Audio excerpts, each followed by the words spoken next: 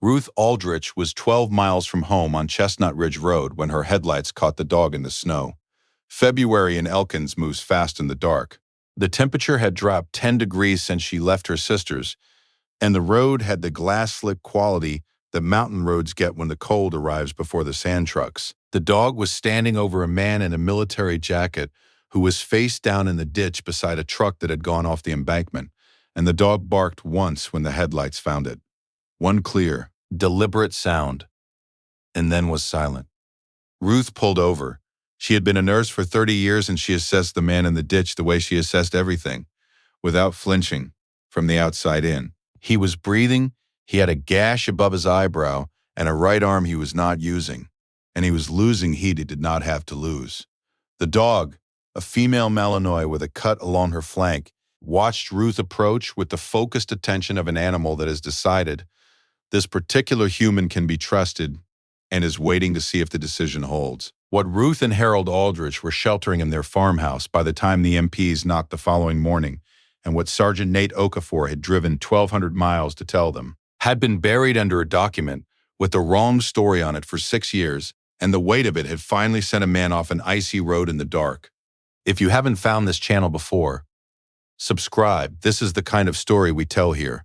Ruth Aldrich was 74 and had been a nurse for the first half of her adult life and a keeper of things for the second half, by which she meant that after 30 years of labor and delivery, and then the county clinic, she had retired to this farm and had taken up the work of holding, which was considerable. She had married Harold in 1972, 3 months after she finished nursing school, which her mother had considered too fast, and which had turned out to be one of the better decisions of her life. She had raised 2 children in this house, on this ridge, with the wood stove and the garden and the specific rhythms of a place that asks a great deal of you and gives back in its own time. Their daughter lived in Pittsburgh. Their son James had died 6 years ago at 29 in what the Army had called a training accident, and Ruth had organized the household around that loss, the way she organized everything, without pretending it wasn't there, without letting it become the only thing there was.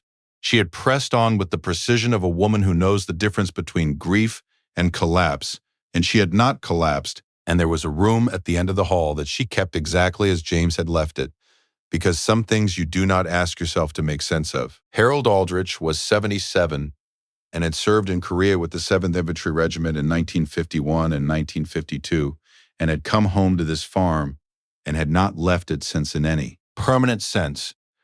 There had been years when he drove to Charleston for work, and later years when he drove to Morgantown for James's games, but the farm was where he lived and thought and understood things, and the timber of its walls was as familiar to him as the back of his hand, because he had helped his father build it and had repaired every room in it at some point in the past 50 years. He was a quiet man in the way of men who have seen specific things and decided that most conversation is not equal to them. He had served. He had watched James serve. He had recognized the recon insignia on Nate Okafor's jacket before he knew the young man's name, and the recognition had run through him like a current, because that insignia meant something about the kind of work this young man did and the kind of thing he had likely seen, and Harold had helped Ruth carry him inside without asking any further questions. Cass was 6 years old, a Belgian Malinois, the color of a winter field at dusk, and she had been riding in Nate's truck when the ice sent it off the road on Chestnut Ridge. The cut on her flank needed cleaning and 3 stitches that Ruth put in with the kit she had kept stocked since her nursing years. Because a farmhouse on a mountain road in West Virginia is no place to need something and not have it. Cass allowed the stitches with the patient, fixed concentration of a working dog that has learned when not to move, and she did not take her eyes off Nate the entire time. She slept on the floor beside his borrowed bed that first night, and was awake before Ruth in the morning. In the years she had worked with Nate, she had learned the specific texture of his sleep, when it was rest and when it was something else. And that night it was something else, and she stayed close and pressed her warmth against the blankets. And this was the whole of what she could do. And she did it with the completeness that was her character. Nate Okafor was 33 and had been a Marine for 11 years and had been carrying a specific weight for 6 of them. He had grown up in Houston, the son of parents who had come from Lagos in 1991 with a combined $400 and a clarity of purpose that he had tried to honor in everything he did since. He had joined the Corps at 22, had been selected for Force Recon at 24, and had done 2 combat tours with a record that said what it said and did not say what it did not say, which is how those records work. He was a serious man who was good at his work and who had, for 6 years, been telling himself that signing a document he knew was false had been the only choice available to him, and who had been believing this with decreasing conviction until 3 days ago, when he had gone to his commanding officer's office, had looked at the man behind the desk, and had understood that he was never going to stop believing it by staying where he was. He had packed a bag, put Cass in the truck, and driven east. James Aldridge had been his friend. That was the part that the false report did not capture and that Nate had not been able to say to anyone in 6 years. James Aldridge had been his friend. And James had died on a hillside in a country that was not supposed to have American forces operating in it that week, under orders from an officer who needed the operation off the books. And the official record called it a training accident. And Nate had signed his name to that record. And James's parents had buried their son with the wrong story. Is there something you signed or said or didn't say that you have been carrying in the way Nate carried this? Something that felt like the only option and has cost you more than you expected? Type it in the comments or just tell me you understand. I read every one. When the MPs came in the morning, 2 of them, polite following the registered vehicle trail, Harold opened the door in his housecoat and his boots and said that nobody had come down that road last night, which to the best of his specific and careful recollection was true. Nate had come down the road before Harold knew anyone was coming, and Ruth had brought him up from the ditch after, and the MPs were asking about arrivals, not retrievals. And Harold had spent 50 years on a farm learning the difference between what is asked and what is true, and the difference served him here. They accepted this and left, and Harold closed the door and went back to the kitchen and poured himself a second cup of coffee and did not remark on it further. Nate was conscious by midday. Ruth had set his arm, a radial fracture, clean, manageable without a hospital if managed correctly, which she was qualified to determine, and the gash above his eye had 6 stitches in it that she put in with the same precision she had used on Cass. He looked at the ceiling of the guest room for a while, getting his bearings, and then he looked at Cass on the floor beside him, and then he looked at Ruth in the doorway. He said, "You hid me." Ruth said, "You said you came about James. You didn't know who I was." She said, "I knew what you were." He looked at the recon insignia on his jacket on the chair beside the bed, and then at the door beyond Ruth, and then back at her. He said, "They'll be back." "I expect so," Ruth said. "You have time," she said, "however long it takes." Harold came in the afternoon with a chair from the kitchen that he set by the bed and lowered himself into with the care of a man whose joints had decided to have opinions. He looked at Nate for a long moment without speaking. Nate looked back. The silence had the quality of 2 people who have both been in places where silence is used for communication rather than as its absence. Harold said, "Recon." "Yes, sir," Nate said. Harold said, "James." The word was not a question. Nate said, "Yes, sir." Harold nodded. He stayed in the chair for a while. He did not ask what Nate knew. He seemed to understand that what Nate knew needed a specific amount of time and space before it could be said, and he was a man who had been waiting for 6 years and knew how to wait. Ruth showed him the room on the second day, when he could walk with Cass beside him, moving carefully. It was at the end of the hall, a young man's room that had been kept without becoming a museum, which is a distinction that requires a specific kind of discipline to maintain. James's books on the shelf, his high school photograph on the desk beside his unit photograph, his running shoes by the door, the particular care of a mother who had not removed anything but had not forbidden the room to the passage of ordinary time either. On the nightstand, a journal. Ruth said, "I don't know if you should read it. I'll leave you to decide." She left him there. Cass sat in the doorway in the particular way she sat when she was neither entering nor leaving. The journal covered the last 14 months of James's life. Nate read it standing because sitting felt like something he had not yet earned. He read it in the specific way you read something that has waited for you, with the understanding that every sentence was written without knowing who would eventually be reading it. The entry from the week before the operation was dated a Tuesday. James had written about the mission, not by name, in the oblique language of a man who knows he is writing in a journal that could be found, but clearly enough for anyone who knew the context. He had written that he understood the authorization question and had decided it did not change the necessity of the thing. He had written that the men in his unit were the best men he had served beside. He had written one name. James had written his name. Okafor is the finest soldier I've served beside. Whatever happens on this one, I want him to know that. I should have said it to his face. I'm saying it here. Nate stood in James Aldrich's room in a farmhouse on a mountain in West Virginia and held the journal for a long time. He had come here to give something to these people. He had not expected that something had been here waiting for him. Ruth found him in the kitchen an hour later. He told her what the journal said. She listened with the patient fullness of someone who is receiving something she has been waiting a long time to receive. And when he was done, she was quiet. And then she went to the closet off the kitchen and brought out a box, James's returned personal effects, and she took from the bottom of it a sealed envelope, addressed in James's handwriting, Mom and Dad. She said, "This was in the effects they returned to us. There was no explanation for why it had never been sent, and nobody ever gave us one." She set it on the table. She did not open it. She had been waiting 6 years for the context that would make opening it the right thing, and she had it now. Inside, 2 pages, in James's hand, written 3 days before the operation. He described, in the specific language of a man writing for his parents and not for a record, what the mission was, why he believed it mattered, and that he had gone willingly into it knowing the authorization was informal. He said he was not afraid. He said the men he served with were the finest men he had known. He said the one thing he wanted them to know, if it came to that, was that he had not died waiting for something worth doing. He had been doing it. The letter had been suppressed by Voss's team because it described the real mission. For 6 years, Harold and Ruth had buried their son with the wrong story and a letter he'd written to them sitting at the bottom of a box. That was the urgency now, not just the MPs who would come back, but Voss himself, who had found through channels where Nate's truck had been registered and who was 2 hours south of Elkins and coming. Nate called the number he had memorized before he drove north, a Veterans Accountability legal organization that took exactly the kind of case he was bringing. A woman named Sandra answered and said she could be on a video call within the hour.